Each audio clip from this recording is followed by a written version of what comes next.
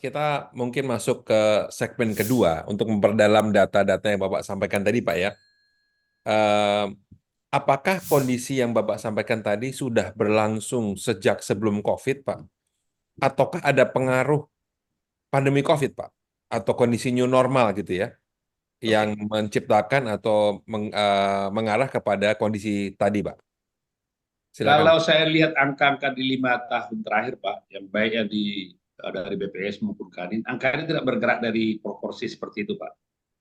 Hmm, Nah, makanya pada saat terjadi COVID, pemerintah melakukan terobosan melalui apa namanya pemberian kredit, KUR, maupun program pemulihan ekonomi nasional (PEN) dan sebagainya.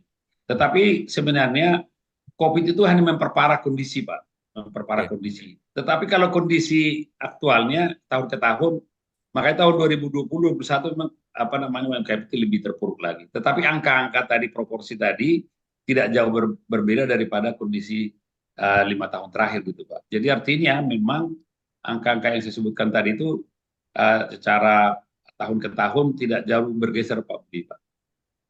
Hmm. Nah, kalau begitu Pak, ya kalau tidak terlalu bergeser, apakah menurut Bapak kurang pengaruh kebijakan atau peran pemerintah Pak untuk bisa meningkatkan lagi angka-angka tersebut? Karena kalau dilihat dari angka-angka tersebut masih kecil ya Pak, Ya, apalagi dibandingkan dengan negara-negara lain ya gitu Pak ya. betul. Jadi begini Pak Roy, jadi saya lihat memang regulasi mengenai UMKM ini sudah berbagai apa namanya kegiatan maupun gerakan dilakukan. Kalau kita lihat UMKM itu kan dimulai undang-undang mengenai UMKM tahun 2008 nomor 20 tahun 2008. Kemudian diperbarui pada saat Undang-Undang Cipta Kerja nomor 11 tahun 2020 yang kemudian dilakukan perbaikan lain karena banyak apa namanya banyak masukan menjadi Perpu nomor 2 tahun 2022, kemudian disahkan menjadi Undang-Undang nomor 6 tahun 2023. Kemudian kalau kita lihat penjabaran daripada ini khusus UMKM ini kan dengan koperasi kan dijabarkan dengan PP nomor 7 tahun 2021.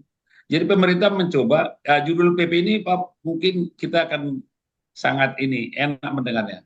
PP nomor 7 judulnya kemudahan, perlindungan dan pemberdayaan UMKM. Berarti ada kemudahan kelihatannya. Berarti selama ini apa udah ada kemudahan atau tidak? Memang betul kondisinya begitu.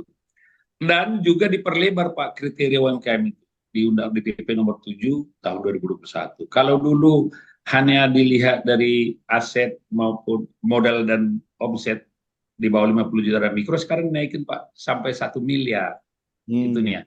1 miliar itunya modal usahanya, kemudian revenue-nya penjualannya sampai dengan 2 miliar untuk mikro.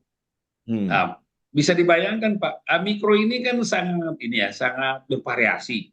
Betul Pak. Dan ya ini mungkin yang perlu kita sepakati dulu, definisi UMKM ini belum sama pengertian di berbagai pihak. Ada Hmm. yang mengatakan bahwa UMKM itu adalah apa namanya usaha informal, pedagang informal, kaki lima.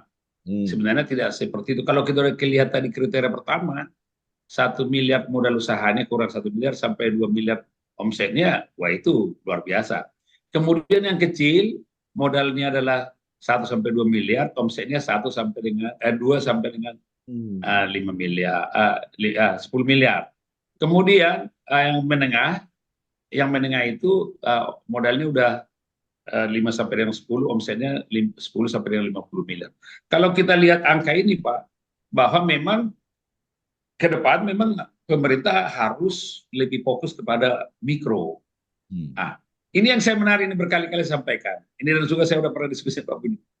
Mikro, kecil dan menengah itu berbeda Pak. Kalau mikro ini saya sering mengatakan not by this, banyak yang tidak by design. Nanti kita akan bahas itu. Tetapi banyak by accident, saya katakan by accident. Misalnya ada seseorang di PHK, sulit Hmm. mendapat pekerjaan, akhirnya dia berusaha. Dia mungkin dapat tekanan di keluarga, kok kamu belum ini. Terus ketiga, ada faktor-faktor lain yang membuat dia ini. Yang paling dekat kan sekarang orang banyak masuk mikro itu, misalnya ojek online, ojol. Hmm. Itu kan ini nih Pak, banyak pedagang-pedagang yang di depan rumahnya. Sehingga kita lihat lifetime daripada UMKM ini ada sangat pendek. Hari Hmm. ini tukang jual tahu, besok tukang tempe dan seterusnya.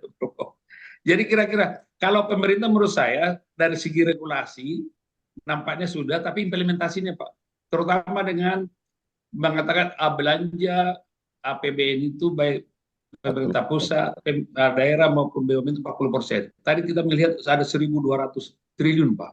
Iya. Kalau itu betul-betul diserap oleh UMKM, ini saya Ya, nggak tahu bagaimana perkembangan. Luar biasa menurut saya. ya, betul, Pak. Baik, terima kasih Pak Lawrence. Ini tadi kan kredit juga belum ya, harusnya kan ada keberpihakan dalam hal proyek-proyek pemerintah PBN ya. Tapi pemerintah ini kan masih, katakanlah masih belum optimal Pak ya.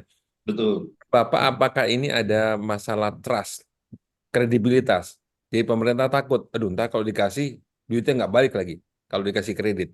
Atau kalau dikasih proyek, nggak selesai lagi proyeknya. Misalnya seperti itu Pak ya. Apakah ada unsur seperti itu Pak? Jadi gini Pak, saya mau coba dulu ada permasalahan strategis di UMKM itu yang saya sebut dari sisi internal maupun eksternal. Kalau dari sisi internal, pertama, khususnya mikro ini Pak, kita coba dulu kita agak fokuskan. Kalau kecil itu umumnya sudah terstruktur, menengah juga terstruktur, sudah mempunyai apa namanya model bisnis yang bagus. Kalau mikro ini Pak, pertama yang secara umum perizinan maupun legalitasnya sangat tidak mendukung legalitas. Kan sekarang kan orang berusaha kan harus ada NIB, nomor induk berusaha yang dikeluarkan oleh Kementerian Investasi BKPM melalui online single submission OSS. Tapi angka menunjukkan sampai tahun lalu Pak saya koordinasi dengan Kementerian Investasi, kalau nggak salah baru sampai 12 juta Pak yang baru mendaftar web ininya menjadi NIB. Nah sekarang ini kalau NIB-nya dia tidak punya izin dia, next selanjutnya untuk berusaha kepada pemerintah atau melakukan kerjasama pasti tertutup karena salah satu persyaratan yang disampaikan oleh pemerintah bahwa untuk ini harus ada ini apa namanya legalitasnya. Ini dulu saya sudah pernah sampaikan kepada Direktorat Jenderal Pembangunan Desa di Kementerian Dalam Negeri. Bagaimana supaya UMKM ini persyaratannya jangan disamakan dengan persyaratan kepada perusahaan besar dalam mengikuti proyek-proyek pemerintah. Itu Pak pertama legalitas. Yang kedua, memang akses pendanaan itu Pak tidak mudah untuk UMKM. Memang betul pemerintah sudah menyediakan kredit usaha rakyat KUR dengan kriteria sampai 100 juta tanpa jaminan. Di atas 100 sampai 500 adalah jaminan. Tapi Pak Budi dan Pak Roy bisa bayangkan apa itu mudah didapatkan. Sampai diskusi saya dengan apa namanya ombudsman mengatakan, kenapa ini ada fasilitas ini yang sangat baik, kok nggak bisa dimanfaatkan UMKM? Apakah banknya tidak mau atau UMKM-nya tidak mampu? Nah, diskusi saya Pak dengan perbankan memang betul. Ada satu sekarang ini yang perlu harus terobosan yang saya sampaikan kepada Kementerian Keuangan. Saya berdiskusi dengan Kementerian Koordinator Perekonomian, salah satu dulu alumni UI Pak, bahwa katakan gini, kenapa begitu besar dana yang tersedia tapi nggak diserap oleh UMKM? Dia bilang katakan gini, Pak Loren, sampaikan kepada saya kalau ada yang bank yang tidak mendukung nanti akan ini kita akan evaluasi. Saya bilang gini, betul Pak. Karena saya mantan direksi BUMN, saya katakan gini. Para pejabat di Bank Mandiri, BRI, BNI, khususnya BUMN, mereka lebih memilih tidak dipanggil aparat hukum daripada menyalurkan. Kalau terjadi NPL yang besar karena mereka menyalurkan UMKM ini, yang dipanggil bukan karena kenapa dia menyalurkan, kenapa macetnya yang dipanggil. Mereka ketakutan. Itu saya sampaikan kepada ombudsman juga. Sehingga dengan demikian, para bank ini begini mengatakan, memang 100 juta tanpa jaminan, tapi kami kalau ada jaminan kami lebih suka kan gitu. Nah, mungkin kehati-hatian daripada suatu perbankan. Jadi memang betul ininya dari aspek kedua tadi saya katakan akses pendanaan itu dikaitkan lagi dengan legalitas dan juga kehati-hatian dari perbankan. Kemudian permasalahan ketiga memang ini Pak, skill dan manajemen daripada UMKM ini khususnya mikro kan sangat kecil ya, sangat rendah. Baik dalam keterampilan maupun manajer skillnya misalnya untuk mendapatkan akses pendanaan harus ada laporan keuangan. Udah jelas itu Pak ya. Kemudian bagaimana dia proses produksinya harus dibuat dengan baik.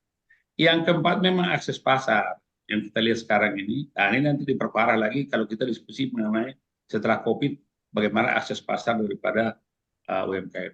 Yang kelima inovasi Pak. Inovasi daripada UMKM ini sangat rendah, belum mempunyai jiwa kewirausahaan yang baik. Saya kira ini Pak, saya lihat penyebabnya akses pendanaan itu besar, akses pasarnya dibuka dengan regulasi, tapi memang UMKM-nya masih seperti kondisi ini.